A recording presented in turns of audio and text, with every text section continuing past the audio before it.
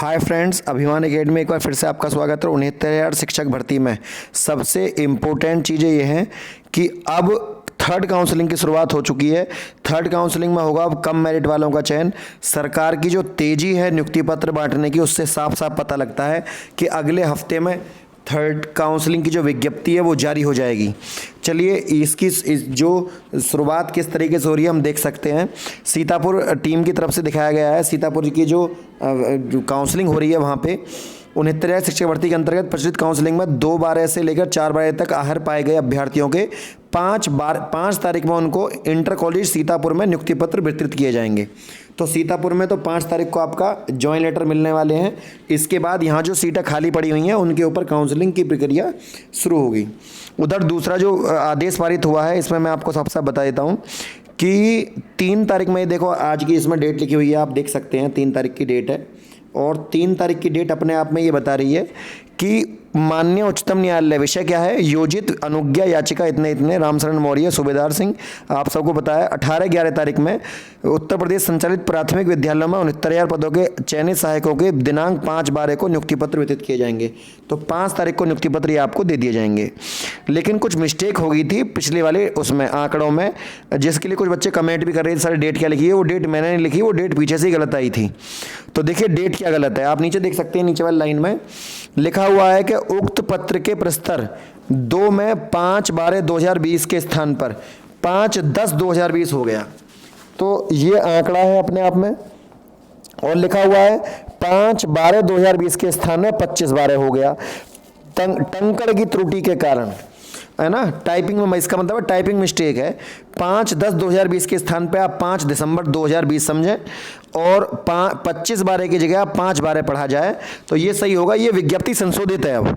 तो कोई अभ्यर्थी बेवजह कमेंट ना किया करे कि सर आप तो फेक बता रहे हैं, आप 25 क्यों पढ़ रहे हैं, इसे 25 दिसंबर क्यों है। आप देखो इसमें संशोधित है और उन्होंने कहा है कि हमारी टाइपिंग की मिस्टेक है।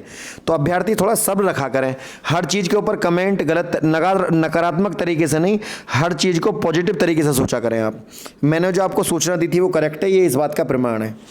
इसके अलावा देखो आप यहाँ साफ साफ देख सकते हैं जो साइन है, और ये जो डेट है आपकी आज की 3/12/2020, इसे आप 9 मत पढ़ना, ये 3 तारीख है, 9/12 सी लग रही है पर है 3 दिसंबर। ये इसमें साफ साफ लिखा हुआ है कि 5/12, देखो यहाँ पे लिखा हुआ है 25/12 के स्थान पर 5/12 पढ़ा जाए इसको, तो वो डेट पीछे से मिस्टेक है। कुल मिला के थर्ड काउंसलिंग की शुरुआत जो है यहाँ पर, और यहाँ पर एक चीज़ और भी आई है कि मानव संपदा के माध्यम से सहायक अध्यापक हों चाहे शिक्षा मित्र हों, इन दोनों को ही जो अवकाश देने के लिए वो है, वो प्रिंसिपल 4 दिन का अवकाश आपको दे सकता है। तो जो प्रधानाचार्य जी होते हैं स्कूल के, वो 4 दिन का अवकाश आपको देंगे। देखो लिखा हुआ है आकस्मिक अवकाश यदि चाहिए आपको अचानक से, तो लिखा हुआ है आकस्मिक अवकाश के संदर्भ में राज्य स्तर पर गत नवंबर माह को विशेषण करने पर यह पाया गया कि प्रतिखंड शिक्षा अधिकारी स्तर पर औसतन 675 आवेदन प्राप्त हो रहे हैं। औसतन मतलब आप समझ लीजिए कि हर महीने 675 लोग छुट्टी मांगते हैं एक सेंटर से ही। वह भी दृष्टिगोचर हुआ है कि 4 दिन से कम आकस्मिक अवकाश खंड शिक्षा अधिकारी किया जा रहा है, जो कि उचित नहीं है।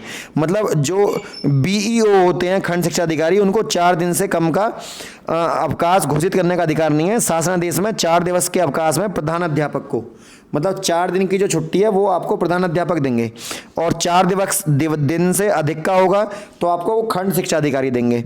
उक्त विलंब ना हो तो इस हेतु संबंध करें। अच्छा, और आगे लिखा हुआ है कि 880 ब्लॉकों और 119 ब्लॉकों में 100 से भी कम अवकाश के लिए आवेदन किया गया है। तो कुल मिलाकर बात यह है कि 4 दिन से कम की छुट्टी है तो प्रिंसिपल साहब छुट्टी देंगे, और ज़्यादा की छुट्टी चाहिए तो खंड शिक्षा अधिकारी और बेसिक शिक्षा अधिकारी देंगे आपको। मेडिकल सीसी लीव में निर्धारित अवधि में कार्रवाई अनिवार्य होगी। अवकाश अस्वीकृत करने पर करनी होगी स्पष्ट टिप्पणी। मतलब अवकाश अगर अस्वीकृत हो गया तो उसमें साफ साफ लिखना होगा आप छुट्टी क्यों नहीं दे रहे। परिषदीय शिक्षक ऑनलाइन अवकाश प्रक्रिया में विलंब और अपारदर्शिता आवश्यक कार्रवाई हेतु महानिदेशक स्कूल शिक्षा को जारी कर सकते हैं आदेश अपने। तो ये सब चीज़ें सामने आ रही हैं जिससे बड़ा धड़ल्ले से काम चल रहे हैं आगे आने वाले। अभी आपको मैं बताऊं, नियुक्ति पत्र का भी प्रारूप सरकार ने दे दिया है। ये जो जितनी तेजी से सरकारी सेकंड काउंसलिंग खत्म होगी उतनी ही तेजी से थर्ड काउंसलिंग पर काम चलेगा। तो ये बहुत ही अच्छी चीज़ है कि सेकंड काउंसलिंग का काम जो कि आगे आने वाले दिनों में 15 दिनों में निपटाया जाता, वो काम सरकार ने 2 ही दिन में निपटा दिया है। तो हम मान सकते हैं कि 5 तारीख से लेकर और 12 तारीख के बीच में, 5 दिसंबर से लेकर और 12 दिसंबर के बीच में काउंसलिंग किसी भी दिन शुरू होती है, विज्ञप्ति जारी हो जाएगी और काउंसलिंग इसका शायद मेरे ख्याल से 15 दिसंबर से लेकर 18 दिसंबर के बीच में चले।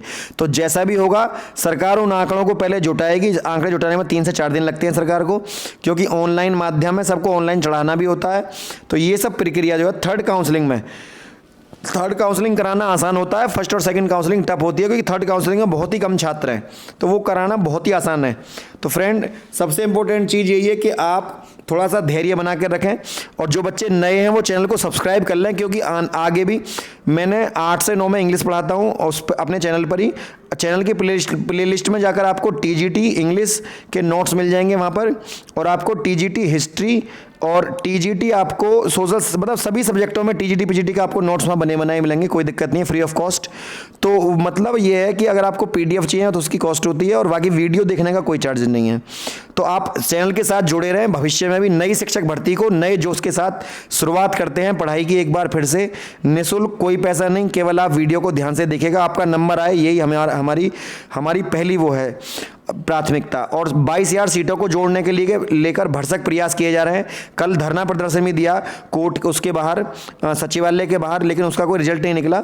कुछ अभ्यर्थी रिट फाइल करने की सोच रहे हैं, मेरा उनसे अनुरोध है कि जल्दी रिट फाइल कर दें ताकि विलंब ना हो। और बाकी यूट्यूबर्स भी जो है 22,000 सीटों को जोड़ने के लिए मुहिम चलाएं, ताकि कम काउंसलिंग वाले बच्चों का यहाँ चयन सुनिश्चित हो सके, तो कम गुणांक वालों का चयन हो सके।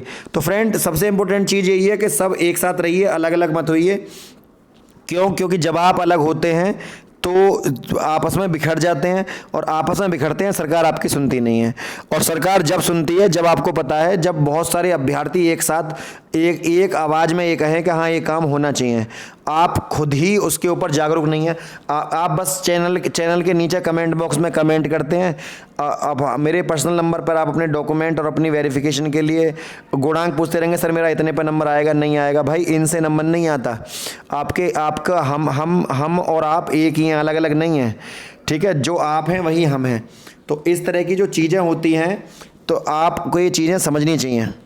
तो फ्रेंड, यदि वीडियो आपको अच्छी लगी तो वीडियो को लाइक, शेयर और चैनल को सब्सक्राइब करना ना भूलें। सबसे इम्पोर्टेंट चीज़ ये है कि आप जब भी भर्ती प्रक्रिया से जुड़ते हैं तो आपको कुछ ना कुछ चीज़ें यहाँ देखने के लिए मिलती हैं, और आप नई भर्ती की तरफ राह में आगे बढ़ जाते हैं। निराश ना हो बिल्कुल भी, नई उमंग और नए जोश के साथ भर्ती प्रक्रिया से जुड़े रहें, और कोई भी अपडेट होगी उसके लिए हम आपके साथ हमेशा खड़े हैं। मैं सभी यूट्यूबर्स को भाई मैसेज करके बोलता हूँ, आप किसी भी यूट्यूबर से पूछ लो कि उन्होंने मैसेज किया नहीं किया, मैंने सबसे कहा है कि 22,000 सीटों को जोड़ने के लिए मुहिम चलाएं।